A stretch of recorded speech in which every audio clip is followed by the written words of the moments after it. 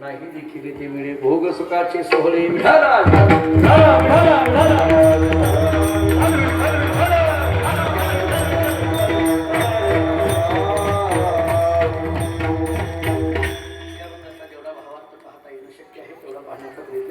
काल्याच्या कीर्तनामध्ये अभंगही सोडवावा लागतो आणि काल्याच्या कीर्तनामध्ये भगवान श्रीकृष्ण परमात्म्याच्या काही लीलांचं चरित्रही गावं लागतं. पण त्या 2-3 चरित्राच्या फक्त तुझे विषय मांडून मी ही सेवा संपवणार आहे. जेवढा अभंगाचा विचार तुझी संगती झाली आमची निश्चिंती या संबंधाने आपल्याला तात्विक पद्धतीने विचार करता येईल तेवढा करण्याचा प्रयत्न केला. भगवान श्रीकृष्ण परमात्म्याच्या चरित्राचा विचार करत असताना भगवंताच्या अवतारापासूनचं चरित्र ते काना करण्यापर्यंतचं चरित्र आघात आहे, अलौकिक अशा पद्धतीचं आहे. पण एवढं सगळं चरित्र आपल्याला कीर्तनामध्ये सांगता येणं शक्य नाही. म्हणून महाराजांनी त्याची सोय एवढी करून ठेवलेली आहे. चरित्र ते उच्चारावे, बरोबर आहे, पण ते कसे वेळेनुसार उच्चारावे. विठ्ठल विठ्ठल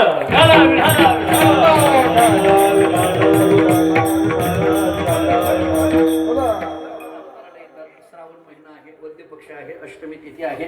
भगवंताचा अवतार झाला. का अवतार झाला? धर्मरक्षावया अवतार घेसे आपुल्या पाळीशी भक्तजना अंबऋषीसाठी जन्मसोसी येते दुष्ट निर्धारिले किती एक. देव अवताराला येतात.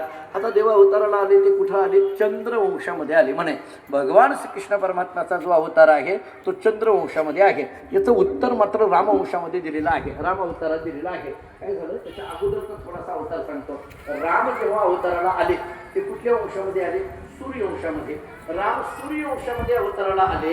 ऐका जरा बारीक. राम सूर्यवंशामध्ये अवताराला आले तेव्हा चंद्र नाराज झाला. म्हणे राम जेव्हा सूर्यवंशामध्ये अवताराला आले तेव्हा चंद्र नाराज झाला. रामाने विचारलं, का रे बाबा चंद्रा, काय झालं नाराज व्हायला? चंद्राने सांगितलं, प्रभू तुम्ही कुठं आलाय अवताराला?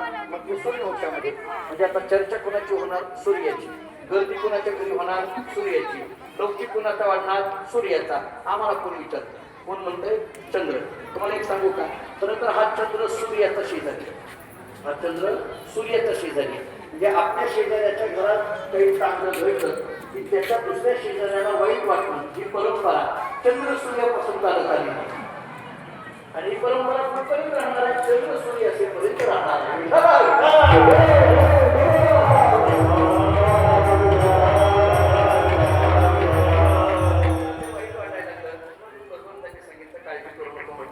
आता जर मी राम अवतार जरी सूर्यवंशामध्ये घेतलेला असता तरी पुढे कृष्ण नावाचा अवतार मी घेणार आहे आणि तो तुझ्या वंशामध्ये घेतो. फक्त काही अडचण नाही ना?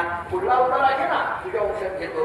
सगळ्या लोकांना वाटतं बरं झालं रामाप्रभूंनी काय केलं, याची नाराजगी दूर केली असं वाटतं.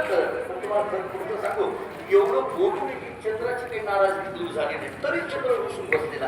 रामाने विचारलं, आता काय रे बाबा पुढला अवतार घेतो म्हटलंय ना, आता वेळेला आम्ही सुद्धा नाही का पुढल्या वेळेस येतो तेव्हा तुमच्या नक्की घरी येतो असं म्हणून पण बाहेर निघायचं असते, आम्हाला निघायचं असतं. तसं रामाने थोडीशी ती सोय